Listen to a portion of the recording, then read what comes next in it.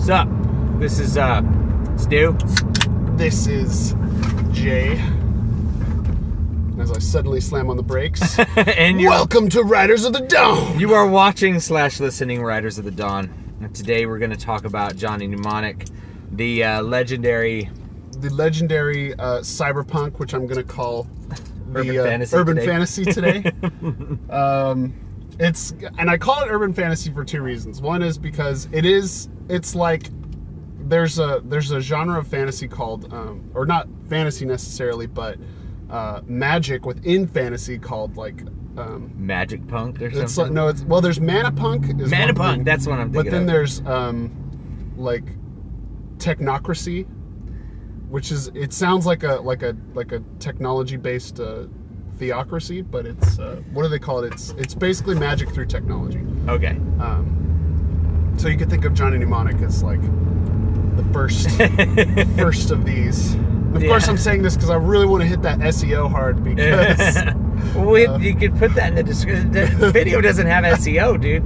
It doesn't work that way. Not yet. Hey, you know what? People are going to be putting subtitles on this, and that's going to hit the SEO. Yeah, maybe. As long as we don't say anything too conservative, that we can keep monetizing the video. Yeah. So Johnny Mnemonic, starring Keanu Reeves. I think this came out in 1996, I think 1996, 95. It was earlier than that because when did The Matrix come out? It was before The Matrix. Oh, it was way before The Matrix. Yeah, Matrix came out in 98 or 99. I think Matrix. God, I want to say Matrix came out in 99. I think it was before that because I wasn't in high school yet.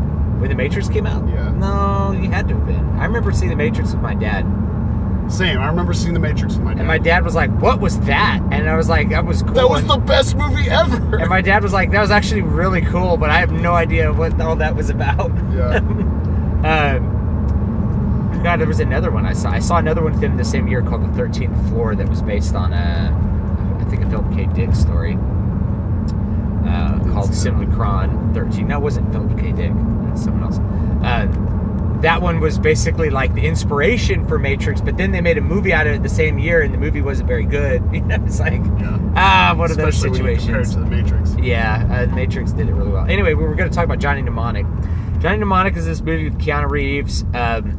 Henry Rollins is in it. Yes. Ice-T is in it. Yeah. It's all your favorite B-movie actors / A-list rappers. Yeah. So it's got interesting cast. Ice-T somehow works in this role. Henry Rollins somehow works in this role as like this as this like pissed off doctor. It was really an interesting movie. Now, here's the thing about Johnny Mnemonic. It sucks. It sucks, but it's such a funny, interesting movie to watch in the 2000 whatever freaking year this is. In the current year. Because of the way that it treats technology, and it's one of these funny things that like when you write.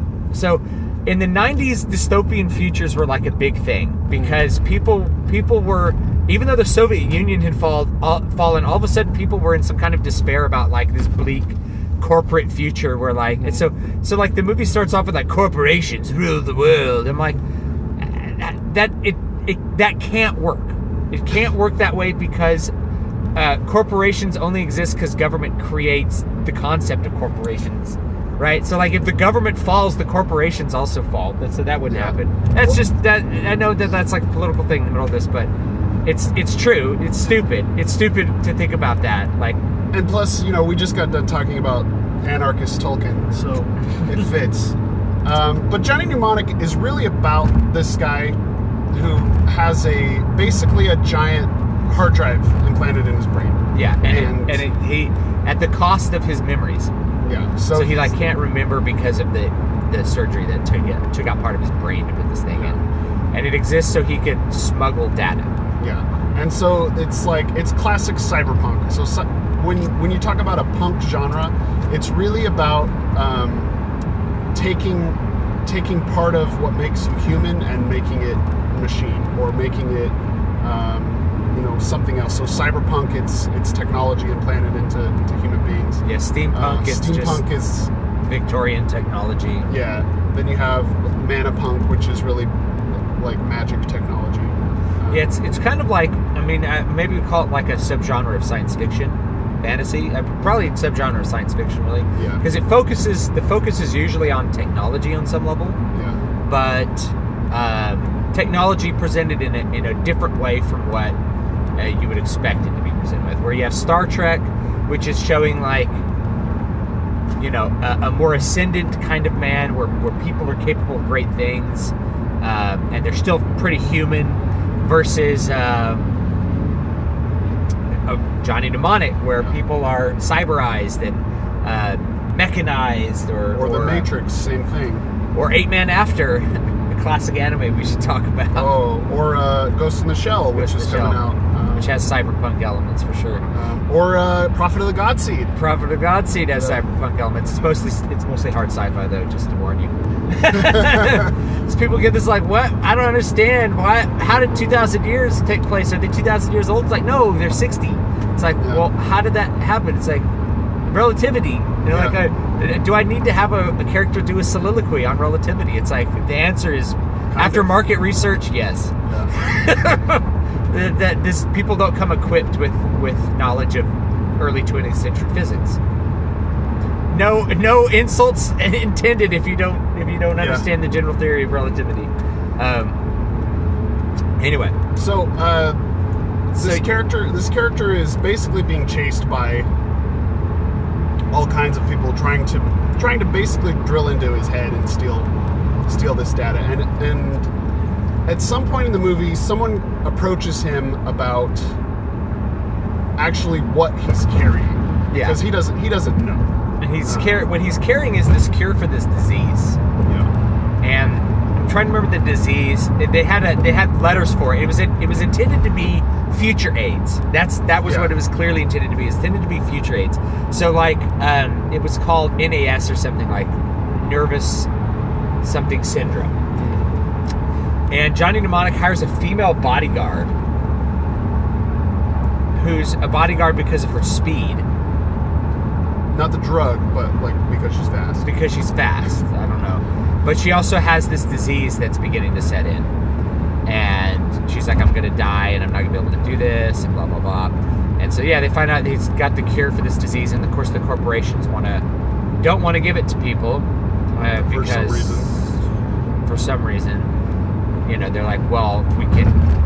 I think it was maybe like a reference to AIDS drugs back in the 90s were super expensive. And it's not that they're cheap now, but compared to the 90s. To the 90s, it was like, if you wanted to take your AIDS drugs and not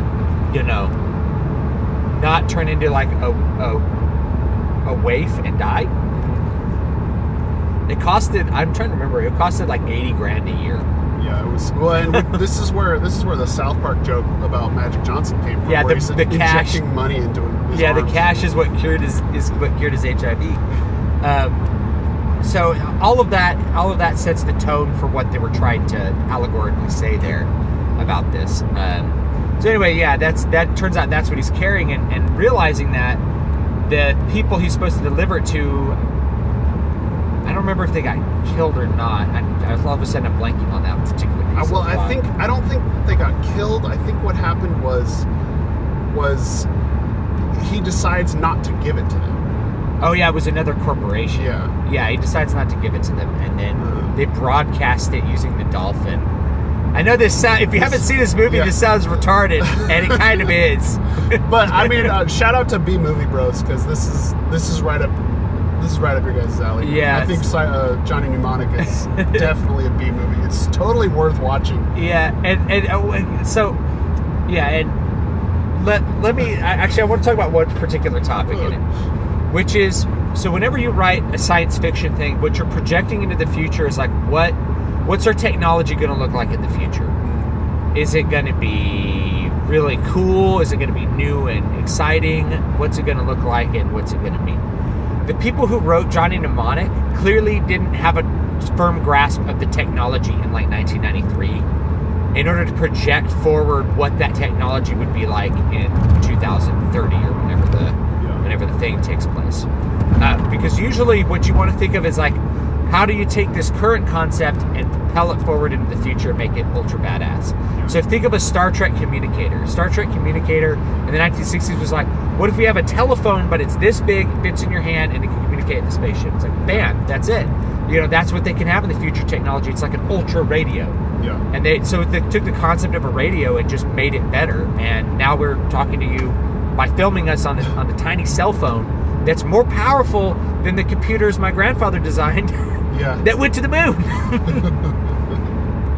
But you still have to buy that Texas Instrument calculator if you have calculus. And buy that TI-89 that we used in like 1912 or whenever I had calculus. You're not that old, bro. So there's all kinds of stuff like that. So, they have CRT monitors. Yeah. Which, LCDs weren't a big thing then. They had them in Game Gears and Game Boys, right? But they probably weren't thinking like, oh, what if that were big? Or like, what if it was flat, So they had CRT monitors everywhere. When they plug into his brain, they're like, okay, we're gonna upload this file. It's 320 gigabytes. Which for them, they were probably thinking like, that's a lot. And now we're like, 320 gigs is not that much. It's like World of Warcraft. It's like a clean install of WoW. It's like the Japanese version of Final Fantasy 13 or whatever. Yeah. So actually, I think it was less than that. They're like, oh, well, you can use it's like, I'm going to use my data doubler. It's like, what does that mean? Yeah, well, I don't know. Right? Like, there's a confined number of space that you can write ones and zeros in most technology. Oh, but this exceeds your capacity. It's fine. Jack me in. And they're like, they plug into his skull, and they they put the data in anyway. It's like, oh, you're gonna get like synaptic leakage, and it's like, what? The data's gonna leak into your brain. And I'm like, that is the dumbest thing. It's like, what? Wait, who thought? There's a fixed capacity to like electronic storage, guys. It's not like, oh, I have an audio cassette in my brain. Well, we have 70 minutes of music. Record it anyway. Let it get recorded right into my synapses and my nervous system. And so he starts to kind of go crazy from like the data leaking into his brain. And the other thing is like, oh, you're going to corrupt the data. You're going to lose the data. It's like, if you could try. Why don't you try this? Open up that System32 file on your hard drive and just delete a random file and see how that works. See how that works out. Just find a folder and delete it. Just like corrupt the hell out of your data and see if that's recoverable. Yeah. And so the thing is like, that's another part.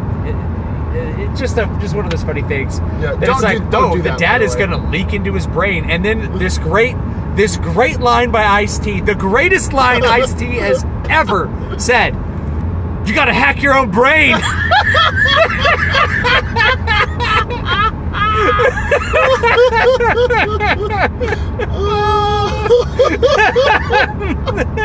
Ice-T, man.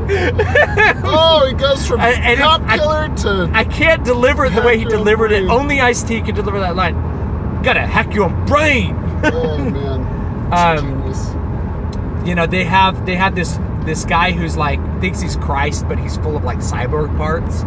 That's kind of a fun idea. They're like the interface that they use for their computers is virtual reality. The idea of virtual reality was huge in the 90s. Yeah. So like he's like getting all these random parts and assembling them into a computer, and he puts on the glove, he puts on the mask, headset, yeah. And then they showed this like CG thing, and he's like doing all this stuff with his hands to like try to operate a computer. I'm like, why would you make an interface for operating a computer more complicated than it was? Like, back in 1994, you had to have a lot more knowledge to operate a computer than you do now. They've made it way easier. Like, it's like, oh, how do I load up MechWarrior 2? It's like, well, you got to get over to the C drive, and then you got to find the application. Load up your DOS prompt and know exactly the file extension location and type that in, and then maybe it loads, but your sound doesn't work. Well, did you load Sound Blaster? Yeah. Dude, all this kind of crap.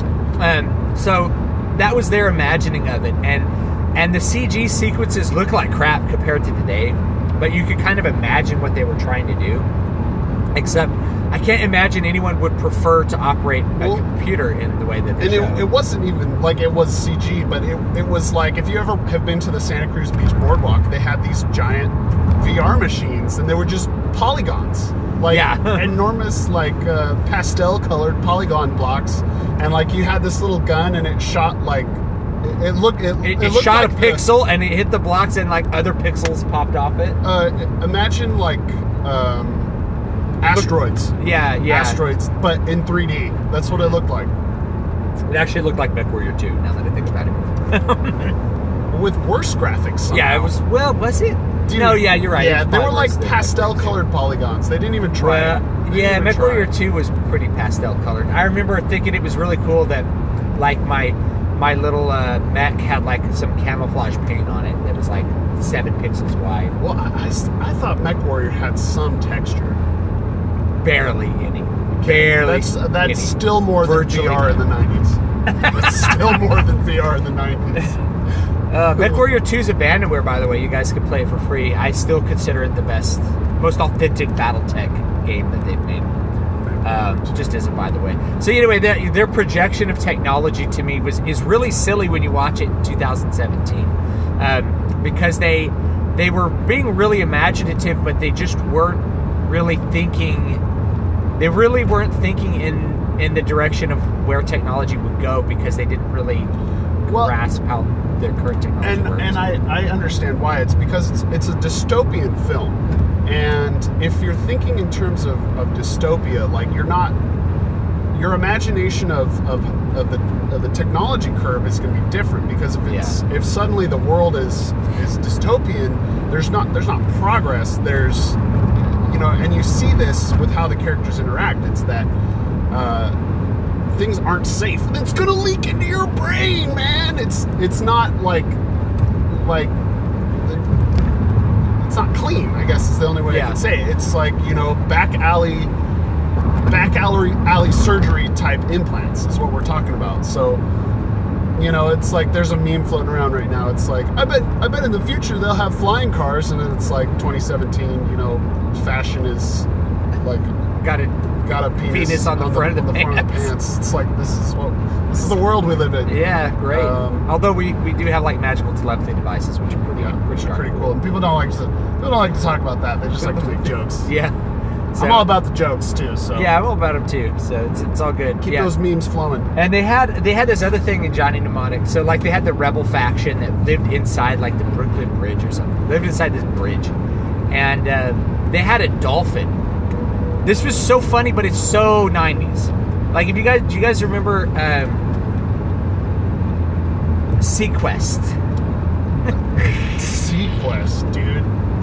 Are you the submarine show? Sequest. Oh my god. Which was like about they had this like strong political side to like ocean. All I remember, I had the guy from Jaws in it. Now, Sequest the movie or Sequest the cartoon show? Was it maybe I'm thinking it was a 1 hour sci-fi drama show about this giant submarine that I never saw this one. I don't know this one. Anyway. Oh, no, I remember. Okay. It had the guy from Jaws in it. Yes. Yeah. So Sequest is so 90s. It's the most 90s thing that I can like really think Other than Johnny Mnemonic. Other than Johnny Mnemonic. Really 90s. Which is really 90s. Sequest had there was this whole obsession with like ocean life in the 90s and like how bad the oceans are, and every single person ever wanted to be a marine biologist. And it's one of these things like the oceans haven't gotten any better. However, people just got tired of thinking about them. I think it's so like people have forgotten that there's a giant island of floating plastic garbage in the middle of the Pacific Ocean from like all the garbage coming off of Central America and like mostly Central America, but also like the United States. Just kind of swirls around in the middle of the ocean and gets destroyed by the sun. Anyway, dolphins were cool. Yeah, dolphins. People were like, dolphins have bigger brains than humans. It's like, go figure. They also have bigger bodies. Elephants have bigger brains than humans too, but they also have bigger bodies. It's like, but dinosaurs had brains the size of peanuts. Like, that's not true, dude. Well, they took a cast of it inside of a skull once. Like, no. But the point is, they had this dolphin with this like brain cage on and these like crazy, like little, like electrodes. Yeah, like shooting off of it. Yeah, and he could plug into the computer, and because he had this ultra brain, he was an ultra hacking dolphin. Ultra hacking dolphin! Yeah, and the way that they imagined hacking was like, Johnny Mnemonic's like flying through this like CG computer, like plastic stuff. And, and that's what hacking is. Oh, and like in 2017, you talk to someone who knows anything about cybersecurity, it's like, how's hacking work? It's like, well, I call them up and I'm like, password bureau here, I need your password. And they're like, okay, my password is lampshade123. It's like, thank you, sir. Have a nice day. That password sounds great. I'll be checking in with you again. That's hacking. And in 2005, hacking was, let me turn on this automated sniffer or packet sniffer, and I'll break this network. Or let me turn on this. Hacking was like a lot of front load work and then pressing a button and then running rainbow tables and stuff and trying millions of password combinations till you just got through. But as the actual person doing it, it was a lot of just waiting. Yeah, as long as just like, okay, we'll wait around. I'm gonna go eat some top ramen. Here, I created this hacking machine out of a GTX 270. I'm gonna turn it on and hack all these networks, and I'll be back later. I think to most of our listeners, you just said random letters and numbers. Yeah, I had a friend whose dad built an automated hacking machine out of an NVIDIA graphics chip because of all the parallel processing that happens. It makes it really easy to try all these different combinations when you're packet sniffing. Yeah. But anyway, Johnny Mnemonic was awesome. It was an awesome movie, but it was like one of these things, like people in the 90s didn't know anything about computers. Like, they're filmmakers, and they're like, okay, well, we need a scene where he hacks somebody. And it's like, there was probably somebody along the way. It's like, well, how do you hack? I guess there's a dude at a computer, and he's doing stuff, and then he breaks into something. That's hacking. And it's like burglary, but virtual reality. I've tried to think of a comparison. It'd be like somebody who's never like hunted before, and they're like, okay, well, we need a scene of him hunting. It's like, well, he goes out and there's a deer and he kills it and eats it. It's like, okay, let's have that. And so a guy like walks out his door and like there's a deer in the throws a spear 100 yards and hits a deer, and the deer falls over dead. And then he like the next scene, and when he walks over to it, it's already cut into nice like little cutlets. Yeah, and he eats the deer, and the next day it's like, I'll kill another deer. It's like, have you even played Oregon Trail, man? Yeah. Come on. It's like, you can't carry all that back. You'd only carry back 70 pounds of meat. That's right. And then you died of dysentery.